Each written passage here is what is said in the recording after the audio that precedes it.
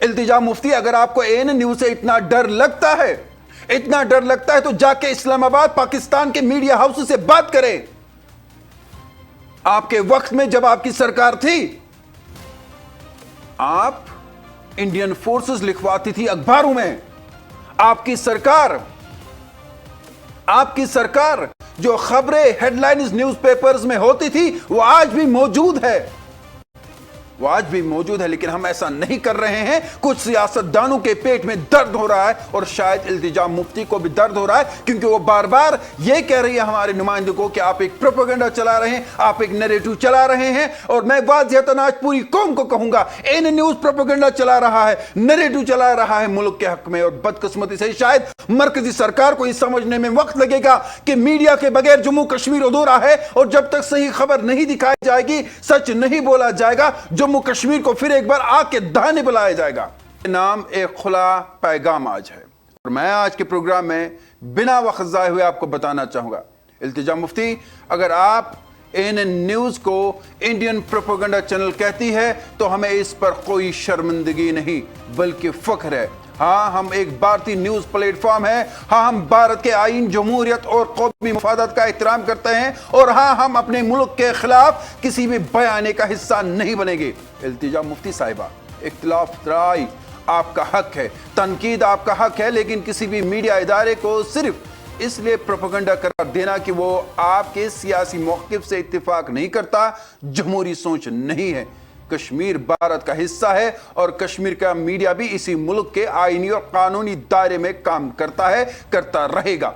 इसमें शर्मिंदगी की कोई बात नहीं बल्कि एक हकीकत है। आज कश्मीर के नौजवान अपने न्यूज रूम चला रहे हैं, अपने चैनल्स बना रहे हैं और अपनी सहाफत को आगे बढ़ा रहे हैं। हमें इस पर फख्र है। अगर कोई ये समझता है कि कौमी मुफादात की बात करना, मुल्क के साथ खड़ा होना या आईन का एहतराम करना प्रोपेगेंडा है, तो फिर इससे अपने मौके पर दोबारा गौर करना चाहिए।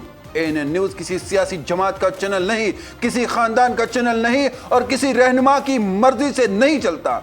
हम वही करेंगे जो सहाफत का तकाजा है। हम सवाल पूछेंगे, हम खबर दिखाएंगे, हम आवाम की आवाज बनेंगे और हम अपने मुल्क के खिलाफ किसी भी झूठे बयान का हिस्सा नहीं बनेंगे। यह हमारा मौक़िफ़ है और इस पर हमें फख्र भी है। नाज़रीन,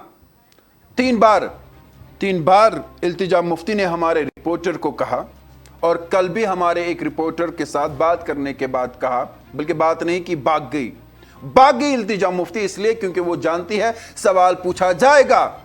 इल्तिजा मुफ्ती, अगर आपको एएनएन न्यूज़ से इतना डर लगता है तो जाके इस्लामाबाद पाकिस्तान के मीडिया हाउस से बात करें।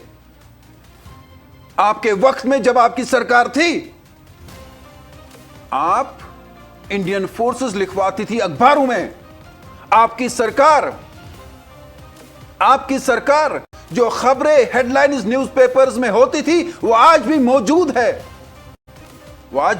है, लेकिन हम ऐसा नहीं कर रहे हैं। कुछ सियासतदानों के पेट में दर्द हो रहा है और शायद इल्तिजा मुफ्ती को भी दर्द हो रहा है, क्योंकि वो बार बार ये कह रही है हमारे नुमाइंदों को कि आप एक प्रोपेगेंडा चला रहे हैं, आप एक नैरेटिव चला रहे हैं। और मैं वाज़िहतन आज पूरी कौम को कहूंगा, एएनएन न्यूज़ प्रोपेगेंडा चला रहा है, नैरेटिव चला रहा है मुल्क के हक में। और बदकिस्मती से शायद मरकजी सरकार को ये समझने में वक्त लगेगा कि मीडिया के बगैर जम्मू कश्मीर अधूरा है, और जब तक सही खबर नहीं दिखाई जाएगी, सच नहीं बोला जाएगा, जम्मू कश्मीर को फिर एक बार आग के दाने बुलाया जाएगा।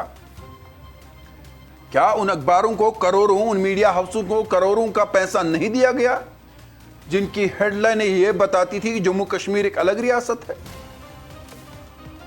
क्या बाहर से आए प्रेस नोट्स यहां के अखबारों में नहीं छपते थे? तब आपने लबकुशाई नहीं की, तब वो प्रोपेगेंडा नहीं था। लेकिन कोई मीडिया अदारा अगर एक पॉजिटिव खबर चलाता है, सच कहता है, तो इल्तिजा मुफ्ती जैसे नाम निहाद लीडरों को किस बात का दर्द होता है? हमारे रिपोर्टर से कल बात करने के बजाय उनका यह कहना कि आप बायस्ड है। इल्तिजा मुफ्ती, अगर आप सच में लीडर है, अगर आप सच में दम रखती है, तो मेरे साथ मेरे प्रोग्राम में बात आकर करें, जो आप कभी नहीं करेंगे। आपको अपनी वालिदा से, आपको अपने मरहूम ग्रैंडफादर से सीखना चाहिए और अपने पार्टी के नौजवान लीडरों से सियासत सीखनी चाहिए, बजाय कि आप एरोगेंट रहे, आप इस तरह से बार बार हमारे रिपोर्टर्स को कहे। और आज آج ANN آپ سے یہ بھی کہے گا کہ ہم تب تک آپ کو اب کوریج نہیں دیں گے جب تک آپ معافی نہیں مانگیں گے.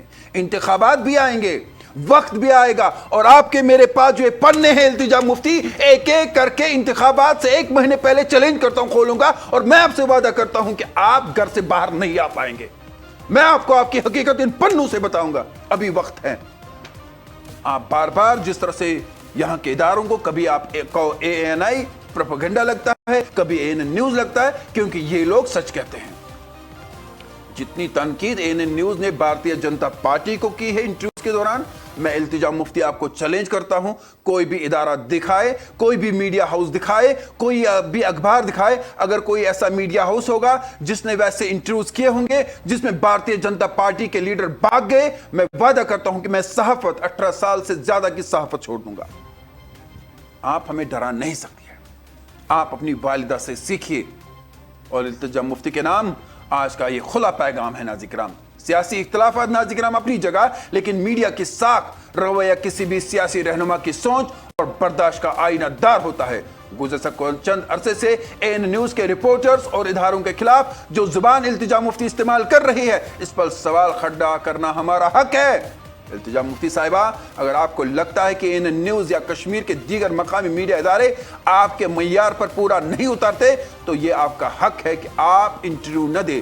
لیکن کسی صحافی ادارے پر بار بار پروپیگنڈا چلانے کے الزامات لگانا اور رپورٹرز کے ساتھ غیر مناسب انداز میں بات کر کے بھاگ جانا, اگر آپ صرف ان میڈیا پلیٹ فارمز پر جانا پسند کرتی ہے جو آپ کے موقف سے اتفاق کرتے ہیں, تو یہ بھی آپ کا فیصلہ ہے.